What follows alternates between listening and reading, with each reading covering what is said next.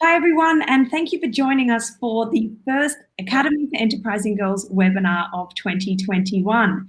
Today's guest is Pauline Pangan, and she's the founder and managing director of tech consulting firm AFDigital, which helps businesses enhance their customers' user experience. She also runs LIT, or Ladies in Tech, which is an advocacy group designed to support other women in the tech industry, which is, traditionally male-dominated. So, Pauline, thank you so much for your time this afternoon. Hi, Jess. Thank you so much for having me. And hello, everybody, to all the beautiful ladies that's part of Academy Enterprising Girls. Yeah, it might be a good time now to just say to those watching, our young Academy for Enterprising Girls students, that this is an opportunity for you to ask girl founders such as Pauline questions, how they did it, what their secrets to success are, how they were able to bounce back from challenges or obstacles. So this is just as much an opportunity for you to contribute and take part. So just post those questions in the comments section below on this video and I'll ask it for you. So Pauline, first up, lots of girls watching right now might have absolutely no clue what they want to do when they grow up. When you were young, did you know what you wanted to be? Not at all. I took up 3 university courses. The first one was hotel restaurant management. I realized I didn't like cooking or the hospitality industry. So I shifted to nursing as I thought I wanted to be a doctor and eventually tried business management. So I definitely didn't know what I wanted to be. But my advice to everyone is that as early as now, develop as much self-awareness as possible. Learn your values, your strengths, your unique strengths, and also your weaknesses. There are really so many available resources online, and I'm happy to share that with all of the girls watching, that you can use to figure out what are your top strengths and what are the potential careers based on these strengths. So because if you figure out, your strengths, what you're good at, your passion, what you have the heart for, then your day-to-day job when you grow up, as you build your career, will be very enjoyable. This is when you achieve your state of flow. Like what they said, like if you love your work, you don't have to work a day in your life. Early in life, I got exposed to the dream that I really want to achieve financial freedom while I'm still young.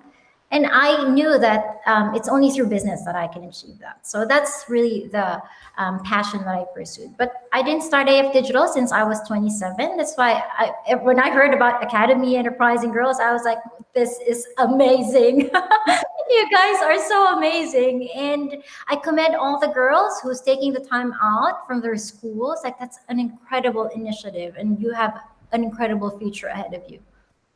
I don't know if you faced this. I certainly did when I was trying to work out what I wanted to be when I grew up.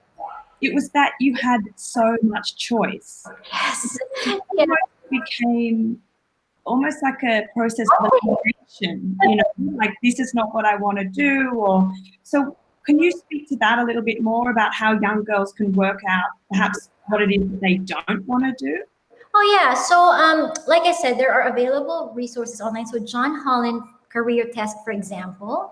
And like I said, I can give you the links because it is a test. It is an intensive test of questions like, do you like mathematics? Do you like teaching other people? Do you like counseling? Do you like leading people or talking in front of public? So it asks you all of these activities. And then it gives you a response, like based on your responses, it gives you like, these are the different career that you can pursue. So that's just giving you an idea. But most importantly, you need to have allow yourself to be exposed with different things, like doing this, Academy Enterprising Girls, like joining clubs, like being always curious, right? At a very young age, that the whole world is just opening up to you. So it's not important that you know right away. I'm 37 now, I'm turning 38. I love the business that I do, but this is not everything for me. I still have a lot of passion, I love mentoring. I want to be an author someday, right? So you constantly expand and you constantly learn, and you just really throw yourself at something that you enjoy. And don't be afraid to make mistakes, right? Like I did a lot of jobs that I thought I like. Like I said, I did different courses, but all of these things are just giving me data, are just allowing me to know myself better. Yeah, great advice. Be comfortable with making mistakes. I think that's really, really rings true.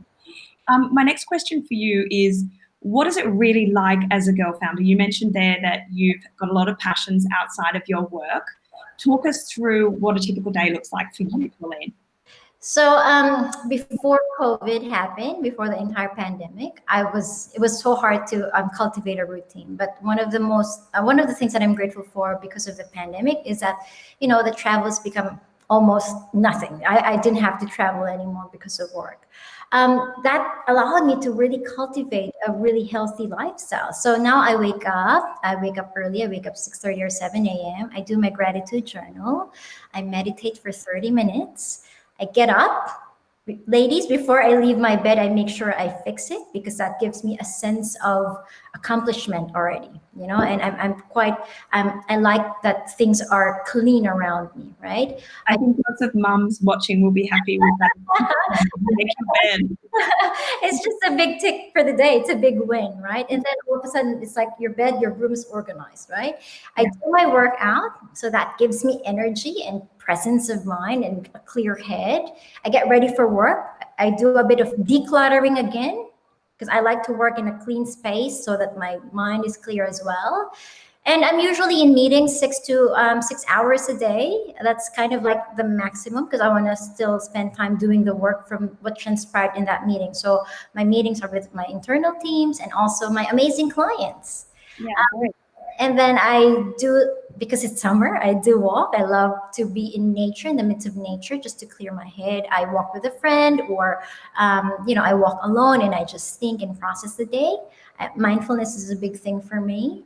So there's this word that's called Nixon. That's when you just allow things and you just allow your head to be clear and really enjoy what's in front of you, not thinking and not processing, just enjoying and letting the day, how your mind wants to wander, you just allow it. So that allows me to clear things and really enjoy life, right? And then I have my dinner. After dinner, I do 2 hours of studying. So I've been, because of COVID, it really allowed me this time to be able to look at my other passions. So I spend 2 hours doing online courses. So I mix it up with sometimes doing some passion work or some learning. Right. And then I sleep, and then I repeat the same thing the next day. I'm really big on habits and cultivating the right habits. And they're based on my values, right? So well-being is a big values for me. It's one of my biggest values. It's with a company as well. Corporate, that's one of our corporate value, well-being. Also, cleanliness and just having the right discipline generally. Something that just came to mind as you were talking, that COVID could actually be a time to really press pause and, get a quite good balance. A question's just come in from Madeline. Do you think the current working lifestyle will continue when we don't have COVID? That's such a beautiful question, Madeline. And to be honest with you, nobody knows, right? A lot of companies right now are just adapting from a month-to-month basis. What we've seen is that everyone's just having an open mind in terms of how these things will evolve. In terms of the current working lifestyle, I think I see a lot of merits into it. We've definitely given our team, number one is safety, right? We're not going to put our employees and our customers at risk. That's the number one priority.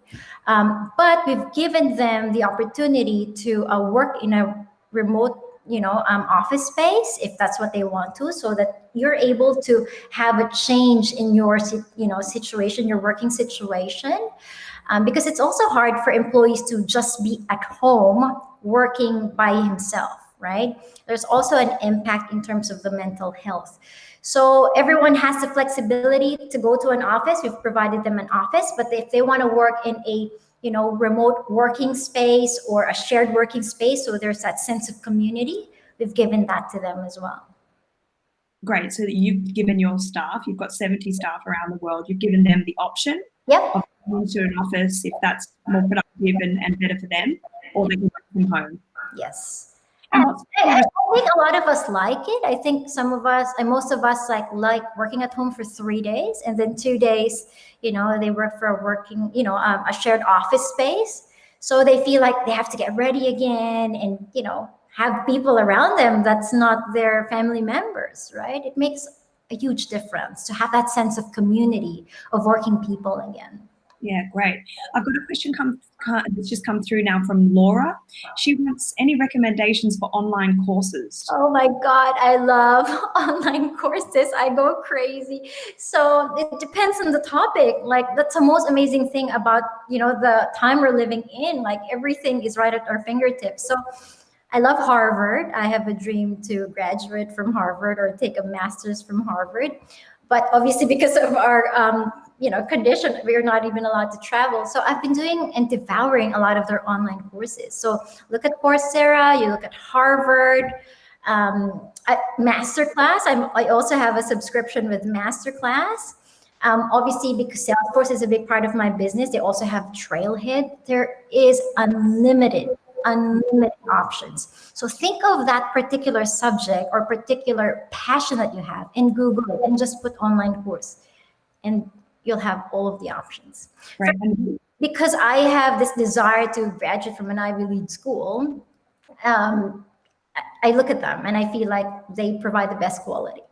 Amazing. And we have a free one on offer as well at the Academy for Enterprising. So quick little thing in there for us.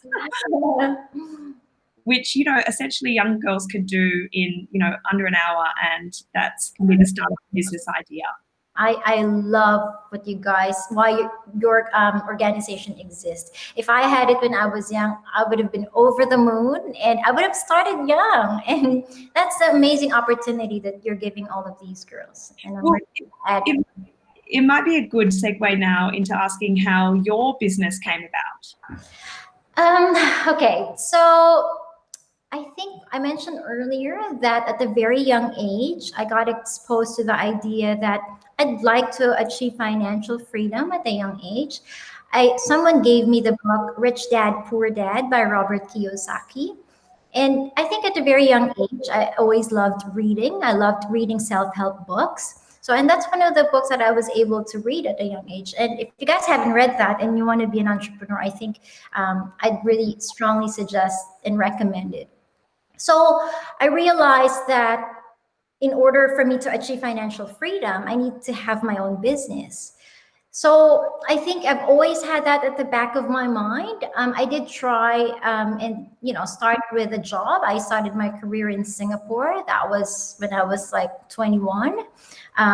I was an events manager. I was doing marketing, PR, and I really enjoyed all of that. That was an amazing experience for me. I did that for 3 years, and then I realized I want to have my own agency.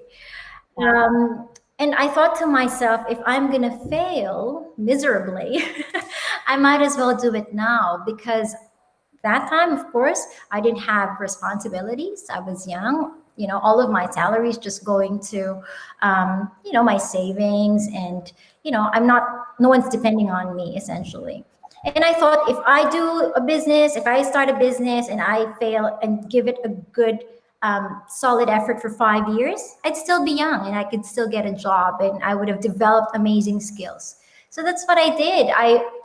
But my job, it was also, during the financial crisis, everyone thought I was crazy because everyone's losing their job. And here I am. I had an amazing job and I quit it. But then I thought, I really want to start my own company. I had no idea how I was going to start. It wasn't like I had a lot of money to start with, but I had passion and I had determination. So I went back to the Philippines. I'm not Australian. I guess you can, hear from the accent. I started in the Philippines. I tried one business. I failed miserably. And then I started again. That's when I started AFDigital. So I actually started AFDigital as a marketing agency because that was my background. I had a 3-year experience in Singapore, doing marketing for a lot of the large brands in Singapore. So that's how I started in the Philippines. I was lucky enough to meet, my business partner, Robin, who's now my co-founder. And we also met our investor. And right before my eyes, it just became so real. I'm like, okay, there's no turning back now. And then we started hiring staff, and I was just amazed, because one thing that I'd like to, encourage everyone: when you're determined and you're passionate about something, make the right decision. You'll be surprised how the universe delivers to you all these amazing blessings. It's, the potentials just revealed to you, opportunities come your way if you put in all of the hard work. And that's exactly what happened to me. Well, congratulations, Pauline. You've achieved so much in such a short period of time. Like, just by the sounds of it, it sounds like you've also got, as well as passion, an incredible work ethic. What would you say is the biggest driver behind your success? I was very, very privileged to have met great mentors. I have an incredibly amazing team. And sometimes I ask myself, I don't know what I did to deserve the team that I have. And they inspire me every day, right? Obviously, before I was able to assemble the team or have the team that I have now, I had to start on my own as a founder. And I had to have perseverance, optimism. I had to have a lot of grit and passion, right? So because you guys are given this wonderful platform to really figure out what will be the problem that you're going to solve, it has to be something that you're passionate about, because you believe in it so much that you'd have blind optimism. And for me, seriously, when people ask me what was it that made us stay that long, I just kept going. I didn't have the answers all the time, but I know that I just kept going. You have to have discipline. You have to be ferocious with learning. You have to be humble. If you're not humble to make mistakes and be humble to start and say, I don't know how to do this, can you help me? It'll be hard because you won't be teachable. In business, and the world right now is spinning so fast, it's impossible for people to know everything. But you need to know a little bit about a lot of things, and that's what being an entrepreneur means. So you got to lean on other people to be able to share with you the things that you don't know.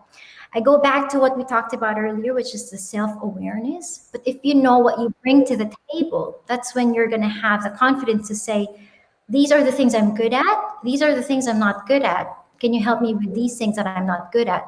That becomes a synergy. And that's what makes a good team. You're really leaning on each other and you're trusting on each other to see things through. So is that where your resilience comes from there? Yes, 100%. So as you can see, when you ask me what makes a business successful, I didn't talk about money. It's very important. It's the lifeblood of a company. I didn't talk about, being graduating from an Ivy League school, because I didn't have those two things. Just to be clear. But it's attitude. It's the attitude that will determine one's altitude in life, right? So humility, perseverance, like being ferociously hungry to learn. Learning doesn't stop. It doesn't stop in school. As I mentioned just now, like every night I spend 2 hours learning because there's so much to learn and I'm enjoying it. And optimism and humility and willingness to work hard. So you got to have the pay now, play later mentality, right? I could say that it's easy for me to just say like, oh, you know what, I've achieved enough success. I can have fun, I can travel and do all these things, but I'm passionate about what I'm doing and I want to keep going. And there's still so much more to achieve. And I love my clients. I love serving them. I love my team. So it's always going back to that passion that you have. I've picked up on mindfulness, mindset, mental health. What's it like being a manager and a leader of a lot of people dispersed around the world? And is there now a movement for business leaders such as yourself to really think about the mental well-being of their staff? Yeah. What's sad, Jess, is that we're not recognizing that a bigger pandemic that we're experiencing right now is mental health and burnout, right? When the COVID is the biggest crisis we ever faced as a business. And this is the first time in many, many years that I feared for the survival of my business. And because there were so many unknowns. We didn't know how it's going to impact the economy. We didn't know when it was going to end. In a services business, we're largely reliant in terms of obviously our clients, right? If consumers are not spending, clients won't be spending in digital transformation and services and marketing services, marketing technology services. That's when I realized that I needed to cultivate a deeper mental health well-being, right? But what struck me is that if I'm experiencing this, how much more will my team be fearing for their future as well? As a business, that's when I put a bigger focus in terms of our well-being. So I'm so happy that you mentioned that, because like I always say to the team, if we don't know how to take care of ourselves and how to increase our well-being and nourish our mental, physical, emotional needs, you've got nothing to give to people. But if you know how to nourish yourself, you're coming from a place of love instead of fear, a place of optimism, a place of calm, right? Because you're kind of like a reservoir, right? That you give to your people. Yeah. So it's that theory, isn't it? it's all self-awareness. What makes you happy? What gives you joy, right? Like for me, if I don't do my meditation, if I don't do my yoga for days, because I'm stressed and I feel like I have a lot of work to do, I'm depleting myself. And I won't be able to serve from a place of peace. I'll be like somehow lashing out and coming from a very short fuse. And that has been my cornerstone, right? I make sure that my well-being is taken care of, then I can serve my people and my customers well. I call it the life toolkit. Yes, that's lovely. My life toolkit and what haven't I done? But how do young people watching know what's in their life toolkit? Like mine's taken a while to realize what works. Yeah. What advice those people watching? It's really an ongoing, learning. Again, learning doesn't stop at all, right? And the thing is, the more you learn, the more you realize you don't know, right? And it's really enjoying that process. For young girls, for me, I'd say I say this to my team all the time. Social media is not a life toolkit. See that as a form of entertainment, right? So the way we nourish our bodies, we always say, this is really, really boring to say, but eat your vegetables, eat your fruits, eat your proteins, right? We're not taught what is the equivalence of that for our mental and emotional, right? We feed our bodies, we strengthen our bodies with workout. We need to think the equivalence of what will feed our mind and what is nourishing for our mind. So what are the vegetables of the mind? It's reading books that's enriching, like, that's giving you the toolkit, like Academy Enterprising Girls, it's helping you achieve your dreams to become an entrepreneur. Or reading books about mental well-being, right? Reading books about, recently I gave, a young girl, 11-year-old girl, Ines, her name is Ines, the book, like the 7 Habits of Highly Effective Teens. So these are the books that teach us about habits, the right values, what are the public and private victories, what are the 7 habits that will make you very successful. So set aside time for that. And think of social media or online games as your junk food. I put them in a category as junk food, right? It's not nourishing your mind and your body. It's fun. Just in the same way that chocolates are fun. Yeah, sometimes we need it. We need we need fun in our lives, but minimize it, It's a good way of looking at it. Tell us about LIT, Ladies in Tech. Does it do? Yes. So Ladies in Tech is a female advocacy group. I formed it because I want women to be encouraged in the tech industry. You mentioned it already earlier that this is a male-dominated industry. Business on its own is already a male-dominated industry. If you add technology, it's really, it's still a lot of women still feel a bit intimidated. I know, because being a founder of a technology consulting firm, I sat in so many meetings And I felt like I don't know what they're talking about. And that's why I said to you earlier that you have to have the humility and also at the same time courage to say that I don't know what you're talking about. Can you please explain that to me? There's so many jargons in the technology world you'll come across. There's so many softwares being built every day. So, but sometimes if you don't have the courage and the confidence to say, I don't know, because you feel like you're going to get judged by other people, that you're stupid, or what is she, how come she doesn't know this? Then you won't say anything. A lot of women are experiencing that, right? The tech space. I want to give them the confidence and a platform to be able to discuss these things so they get the confidence. So we had our inauguration just late last year, and one of the top most admired lady, she's like one of the big the e-commerce of the year in Australia, and she's led large brands in business transformation. And that's the first thing she said, like, it's okay to say I don't know. And for me, it's like music to my ears to hear her say that, right? Because I thought it's just me who's gonna say, but you always doubt yourself. There's this thing called imposter syndrome, and it's very common for women in the tech space. And that's what I want to address. And I want to give women the voice and encouragement through by building this community. I think women have incredible and amazing talent. You know, we're very maternal. You know, that's why it's called Mother Nature. We've got a healing. In our presence alone, there's healing and miracles. That's why we're able to give birth, right? Our bodies are able to give that miracle, right?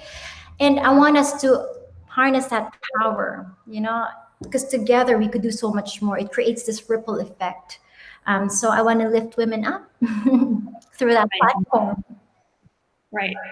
Well, look, we could talk all afternoon, I think, but I can let you go and get back to your business. Thank you very much for all your wisdom and your wonderful insights. We're very grateful. Thank you so much, Jess, for having me. And thank you to all these amazing girls who joined us today. Please continue with what you're doing. Learn as much as you can and be grateful for Academy Enterprising Girls, because I certainly am. I love the work that they're doing. And share this with your friends so that you could all learn together and achieve amazing things together. There's so much work to do in this world. We need innovators, right? And it's the young minds and young girls like you who would change that. Well said. Thank you. Bye.